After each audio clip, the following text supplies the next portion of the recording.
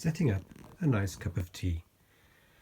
Firstly, take the blockage markers, quantity to be determined, and place on each of the blue obstacle spaces. Depending on the number of players, you may also be blocking out this space in Darjeeling. This space is only used to 3 or more players, so in 2 players we would cover it up. Also, block out the appropriate number of spaces for the number of players. On the chai track, in this case for 4 players, we can go up to 5 chai. Next, put all of the weather markers onto the board. There are 3 sun, 3 rain, 5 fog. 2 of the fog are used to help you remember which spaces aren't being used whenever there's fog on excavation or laying track. Take some of the game markers, quantity to be determined, and mark them on the little yellow spot starting spaces of the 3 tracks: the excavation track, the track laying track, and the crop harvest track.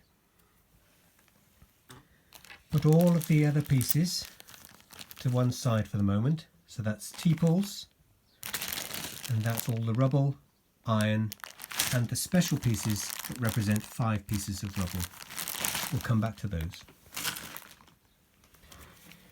You need to overlay a number of cards based on the number of players. There are different cards and different numbers of spaces. So for 4 players, we need the A, 4 to 5, and we overlay it on the track that's printed on the board. Repeat this for all the appropriate. There will be a table in the rulebook, I imagine, to cover this. The F space never has an overlay card unless it's for solo or 2-player game. Take the contract cards and shuffle them.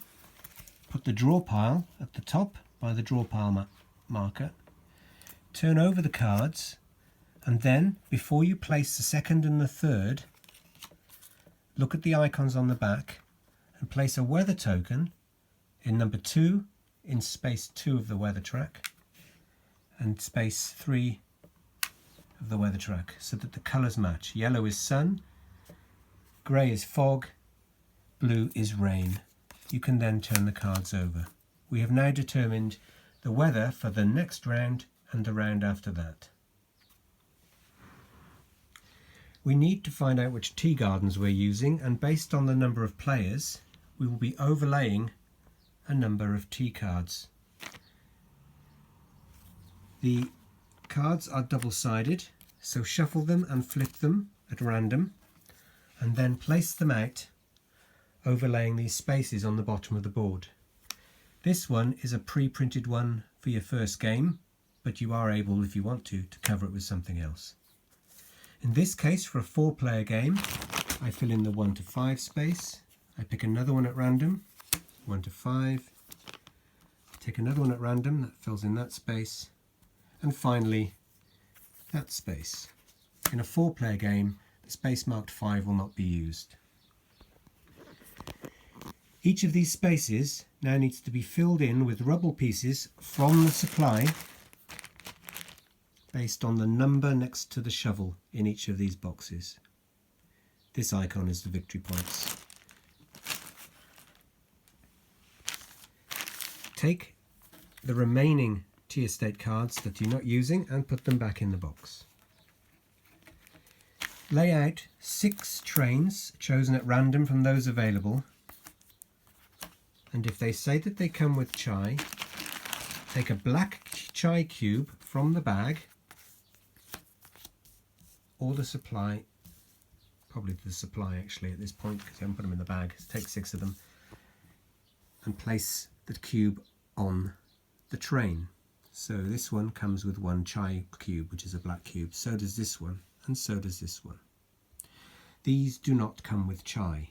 They do use it, but they don't come with chai.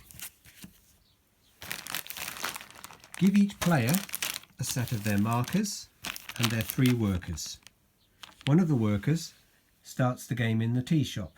The other 2 workers, along with all of their marker cubes, remain in front of them as their personal supply. Finally, you need to build the contents of the bag. You will need a number based on a table that's on a reference card, not quite this one, or one in the rule book, and that will tell you how many iron ore, red, chai, black, event, white, and stone cubes go into grey, go into the bag. Once the bag has been set up, you can remove the remaining cubes that haven't been used. At the start of the game, hang on, I'm going to have to revise this bit now. There are 2 ways of blah blah blah. Okay, I'm going to witter on for a minute while I remember this. Yes, take 6 cubes at random out of the bag for the solo game, or 12 cubes out of the bag at random for 2 to 5 player games, and place them on the appropriate spaces marked on the board. Iron ore, stone, chai. That is the setup. Return all unused player marker sets into the bag. The trains that you don't use go in the the box. The trains go back in the box that you haven't used. What should be left is a pool of steel bars, remaining rubble, and that's that. And you set it all up. I'll take a photo in a minute.